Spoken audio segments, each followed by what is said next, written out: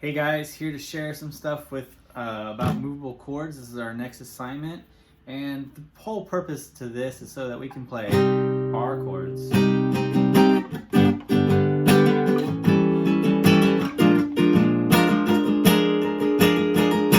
Okay, so to be able to play those bar chords, we have to understand the open position of the chords before we can actually move those around with an actual bar. Okay, so what we're going to do for the assignment is you're going to be doing all three groups, the group of E chords, A chords, and D chords. Let's look at the group of E chords first.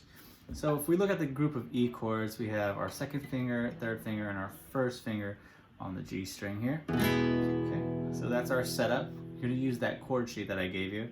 Now, if I just lift, okay, my third finger, the one that's on the D string, I get a E7 chord. So here's an E chord, right?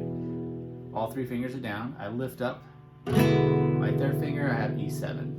What we're gonna do is we're gonna go back to E, and now we're gonna go to E minor. Now to play an E minor, what we're gonna do is we're gonna get rid of this first finger. So I get rid of the first finger, and I only have those two fingers down. So we're gonna actually use 2 and 3 right here. I know in the sheet it actually says 1 and 2, but it's easier to do it this way. And then to go to E minor 7, we just lift the third finger. So here's E minor 7, just the one finger, E minor, then we go back to E with our first finger down on the G string. Okay. Then to go to E7, I lift my third finger. Okay. I go back with my third finger, and I have E. So I would practice this in this order. Go E to E7, go back to E, then go to E minor, and then go to E minor 7. So that way you notice and you see that only really one finger is moving at a time.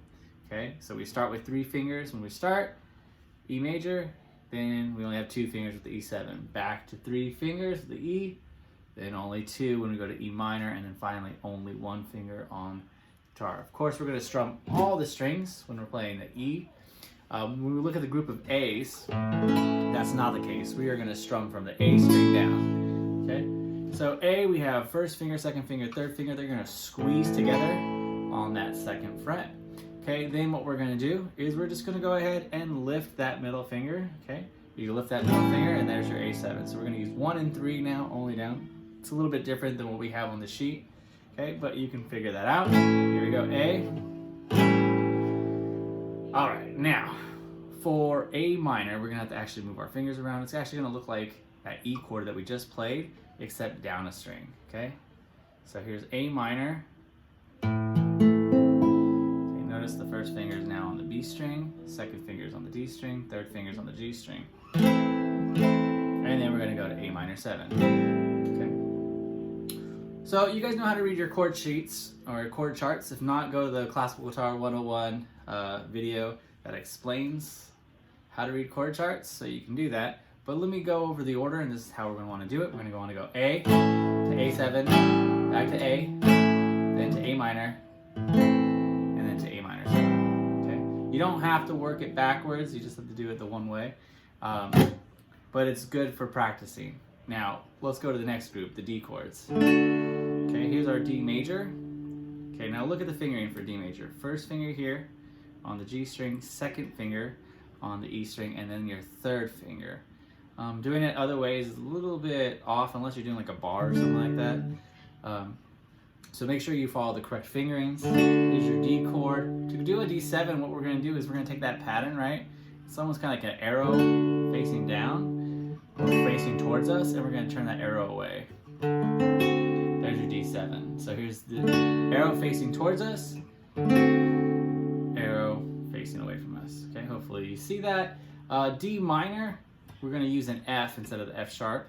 So we put our first finger on the E string, first fret. There you go, there's D minor. And then for D minor 7, we are going to do a bar. So here we go. Here's our first finger, here's our second finger, and D minor 7 looks like this. Okay. So those are the chords that you're going to need for the assignment. We're going to do all the E's, A's, and the D's. Okay.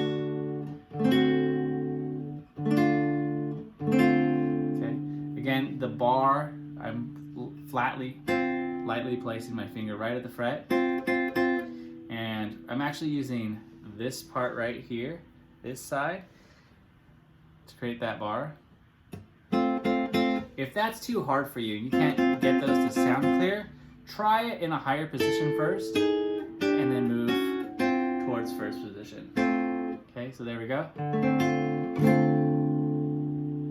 voila, there's your D minor 7. All right, good luck.